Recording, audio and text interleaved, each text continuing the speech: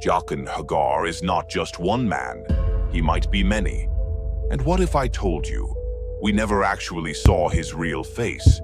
There are hundreds of characters in Game of Thrones, but very few feel as mysterious and unsettling as Jaqen H'ghar. He appears, changes lives, and disappears like he was never there. No backstory, no clear goal, no real identity. But here's the thing. Every time he shows up, something big happens. Arya Stark survives because of him. She becomes no one because of him. And even after he leaves, his shadow stays in the story. So who is he really? Just a skilled assassin? A shapeshifter? Or something much bigger hiding in plain sight? By the end of this video, you'll understand who Jaqen truly is, and why his story is way deeper than it looks. Jaqen H'ghar is first introduced in a very strange way. He's not a lord, not a knight, not even a known assassin at first. He's just a prisoner in a cage, traveling with Arya Stark. But even in that moment, something feels off.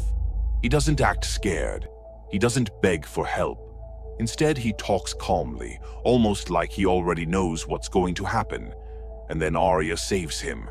That one decision changes everything. Because Jaqen later tells Arya that she took 3 lives from the Red God, so now she gets to choose 3 people to die. This is where things get interesting. Jaqen doesn't just kill people, he kills them perfectly. No noise, no trace, no mistakes. It's almost like magic. Guards die suddenly. Strong men collapse without warning. It feels less like skill and more like something supernatural. And that's because Jaqen isn't just a man. He's part of a group called the Faceless Men. The Faceless Men are a secret group of assassins from Braavos. They worship a god called the Many-Faced God, which is basically the god of death. To them, killing isn't murder. It's a gift. They believe every death is just serving their god. And here's the craziest part. They can change their faces. Literally. They wear the faces of other people and become them. Because the man you see might not even be real. So now the big question becomes, was he ever Jaqen H'ghar at all? The answer is probably no. And that's the point, because the Faceless Men don't believe in identity. They believe in becoming no one. And that's exactly what Jaqen starts teaching Arya. Arya travels to Braavos and finds the House of Black and White. And guess who's there waiting? Jaqen, or someone wearing his face again. This time he becomes her teacher. But not in a normal way. He doesn't just train her to fight, he tries to erase her identity completely. Arya never fully lets go. Even after all the training, all the pain, all the lessons, she still remembers her family, and this creates a problem. The biggest rule of the Faceless Men is simple. You cannot have personal desires. You don't kill for revenge. You don't kill for yourself. You only serve the Many-Faced God. But Arya breaks this rule. She uses her training to kill people on her list, not because the god demands it. And Jaqen knows this. So now he has a choice. Does he punish her for failing the rules?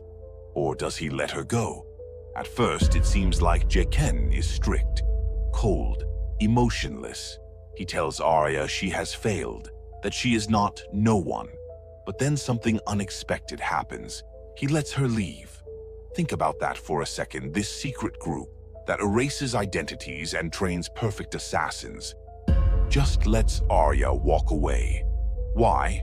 There are a few theories. One theory is that Jaqen saw something special in Arya. He knew she would never truly become no one, but that didn't mean she was useless. In fact, Arya becomes something even more dangerous. A person with skills of a faceless man, but with her own purpose. Another theory is that Jaqen was never trying to make Arya one of them. Instead, he was testing her, guiding her, preparing her for something bigger. And then there's the wild theory that Jaqen himself has a bigger mission that we never fully see. The show never fully explains. And maybe that's why he's so fascinating. Because in a world full of kings, dragons, and wars, The most powerful person might be the one whose name we don't even know.